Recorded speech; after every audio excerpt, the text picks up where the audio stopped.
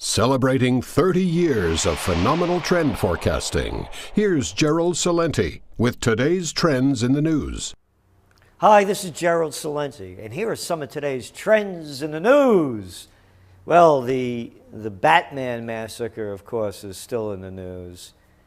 And this was from Entertainment Weekly, just to show you the sickness of what's going on. Batman's killer finale. Exclusive interviews with Christian Bale, the director, and Christopher Nolan on their last and best, Dark Knight movie. Again, look at these figures. You think they're dark and vicious?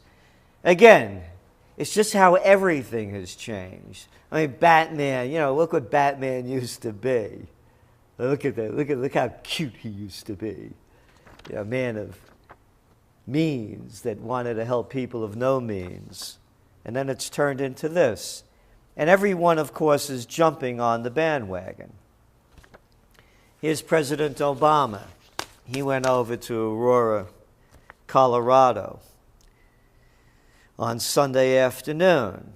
And he said, although the perpetrator of this evil act has received a lot of attention over the past couple of days, that attention will fade away. Oh, okay, thanks, Obama, for letting us know that. In the end, after he has felt the full force of our justice system, what will be remembered are the good people who were impacted by this tragedy. The full force of our justice system. Just us, Obama. That's right. Big deal. So the guy hangs, whatever happens to him. No, the people will be forgotten, just like who are the people from Columbine? Can't remember them, can you? Oh, you remember that one that happened over in, Virginia Tech? Oh, yeah, you remember those people. You remember all their names, don't you? Oh, the one in Tucson. You got all of them. This is propaganda, and the propaganda continues. Here's this little Chertoff, the former Homeland Security guy. He's making the rounds. This is the guy that right after the phony underpants bombing incident, he made all the rounds on TV.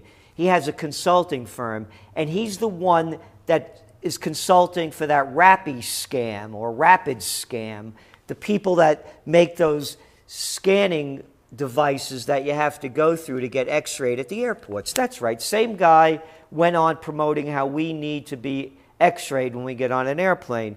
Now he's making the rounds on television. Now you want to see a guy that should have been in the Batman movie? Look at that puss, huh? Yeah. You want to see evil? How about him? Listen to what this little man said.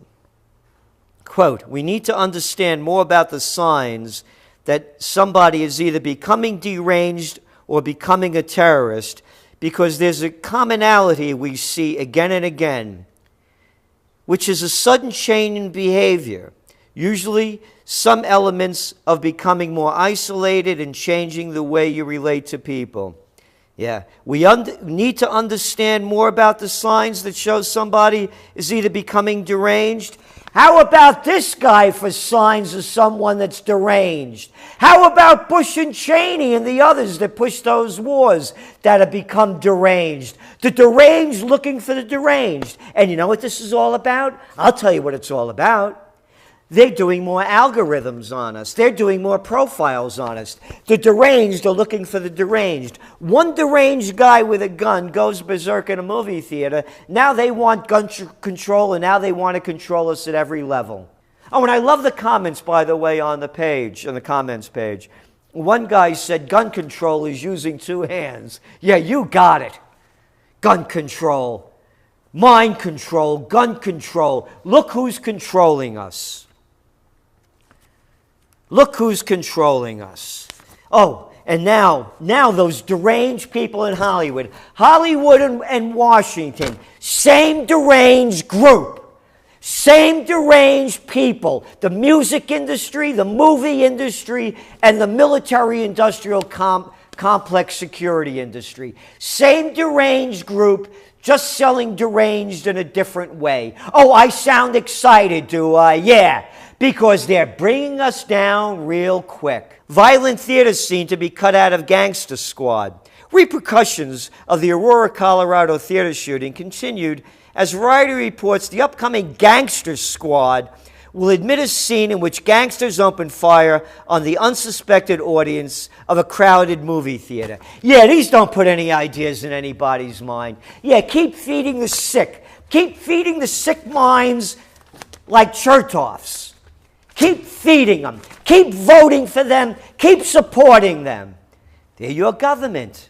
Here, more propaganda. This comes from, I love the name, the Institute for National Security and Studies. These are the people they keep putting out there. The deadly terrorist attacks in Bulgaria, which killed 5 Israeli tourists and 1 Bulgarian citizen, is part of a combined, planned, and ongoing terror campaign waged by Iran and Hezbollah in the international arena over the last year against Israeli and Jewish targets.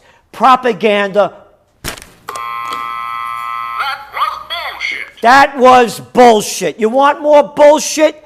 Syria threatens chemical attack on foreign force. New York Times, more bullshit propaganda. Want more bullshit? Here, try this for more bullshit. Israeli in tough warning over Syrian weapons cache. Can you imagine Hezbollah, the people who are conducting with Iran all these terror attacks around the world? Can you imagine that they would have chemical weapons? It's like Al-Qaeda having chemical weapons. You know who said that? Yeah, the other psychopath out there, Benjamin Netanyahu. Oh, where did he say this on? Huh. Fox News.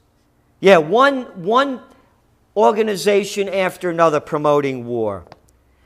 Iran and Hezbollah have not been planning terrorist attacks or committing terrorist atrocities around the world. America and Israel are the leaders of them. Hey, how many Iranian scientists were killed?